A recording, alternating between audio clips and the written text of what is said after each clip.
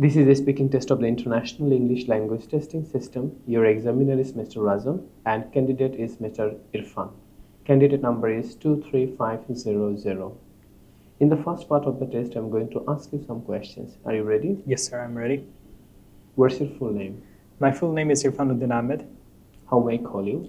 You may address me as Irfan. Alright, Mr. Irfan, where do you come from? I come from Mahmudpur. I lived my whole life in that area. I was born originally in Bangladesh, same as my parents, but locally speaking, I was living in Mahmudpur my entire life. Thank you. Do you work or study? Currently, I am focusing on studying, and for my further studies, since I've completed my graduation, I'd like to complete my master's, so I would say that I'm studying currently. Let's talk about your favorite food. What's your favorite food and why? My favorite food currently, I would say, ranges from Japanese cuisines to American fast food. If we speak about the Japanese cuisines right here, I would say that sushi is my definite number one right now. How often do you go to restaurant? I don't often go to a restaurant as much as I like ordering food from restaurants and have it delivered online. Because of the current traffic situation, going out to a restaurant can be a big drag, because even going to a nearby restaurant, you have to stay in traffic for a huge amount of time. So personally speaking, if you try to visit a restaurant that is 15 minutes away from you, but you have to wait in the car for about an hour, and then the food gets served in 20 minutes, and then you come back after an hour, that's 2 hours, more than 2 hours for only 15 minutes of the food. So I think that I prefer having food delivered to my home. I can enjoy the restaurant food right from home. Thank you. Let's talk about your favorite place. What's your favorite place and why? My favorite place is anywhere where I can actually have the peace and quiet of mind. I am not someone who enjoys loud sounds.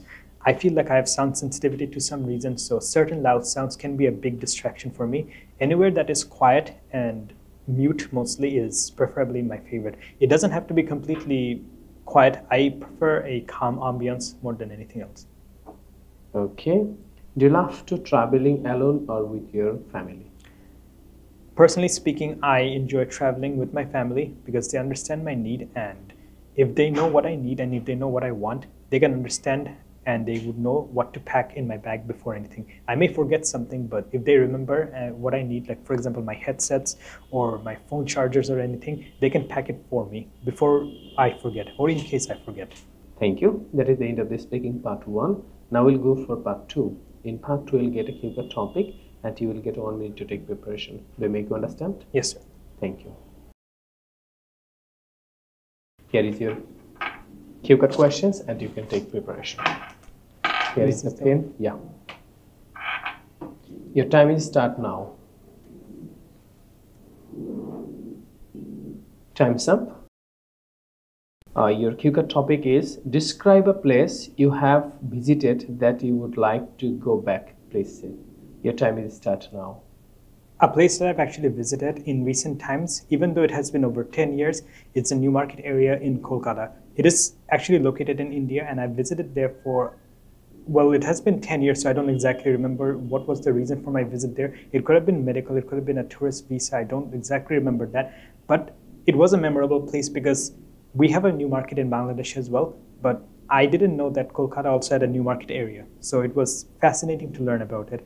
I enjoyed the food, I enjoyed the clothing that was over there, I enjoyed shopping over there, and even though visiting there as a tourist, it never surprised me as to how many exquisite and intricate things that were over there. Different kinds of clothing that I've not seen, different food that I've not experienced. I would say that overall it was a pleasant experience and one of the most memorable things. Thank you. That is the end of the speaking part 2. May I get my paper and pencil back, please? Yes, sir. Thank you. Now we'll go for part 3. In part 3, you'll get some follow-up questions. What are some reasons why people enjoy traveling? From my experience and from talking to different type of people, I've learned that people actually enjoy traveling because they enjoy learning about new things. As human, I feel like we always learn something whenever we go to a new place or whenever we do something new. So when people go to a new country, they learn about the new cultures, the new exquisite details that could be presented in front of them.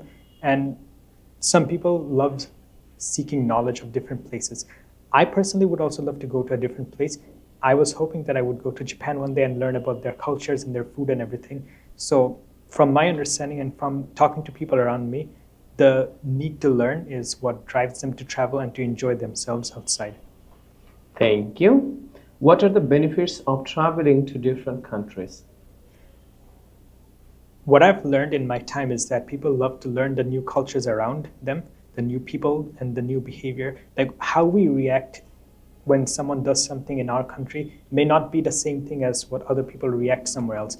This may not be an accurate information, but from an example that I've learned, giving people the thumbs up in Turkey is seen as a swear, whereas giving people the thumbs up in UK is seen as a good thing.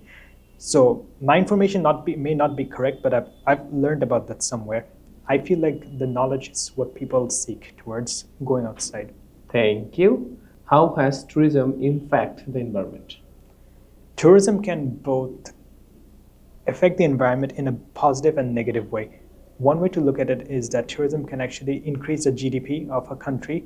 For example, Times Square in New York and the Statue of Liberty to this day are popular tourist spots, and it actually increases the GDP of USA significantly. But it also causes a problem when there's too many people, causing a congestion in that area. Because of that, I feel like Times Square always has a huge traffic and huge congestions of people, which may not be suitable for everyone living in that area. It could be distasteful for the locals, but it could be an entertaining thing for the foreigners that comes to visit over there. Thank you. How can travelers be more respectable when they visit different places? What I've seen in my time is that many people can be disrespectful in different cultures without knowing, and some people do that to get a reaction from them, which is pretty distasteful. But if I am to give an opinion about how people should learn about the different cultures, it is always best to search online and see what people like and what people don't like. For example, when you go to a restaurant in USA, you can just eat the food and you can go out and you can just pay the money. That's it. There's no leniency to that. But if you go to Japan, it is customary to actually say thank you before you eat the food and obviously express your gratitude after you eat the food. If you don't do that, the chefs and the people over there thinks that you're being disrespectful. So it's always a good idea to search up different behavior and different dialects for how people react in different countries. Thank you. Do you think it is important for travelers to learn about the local culture and costumes? Why or why not?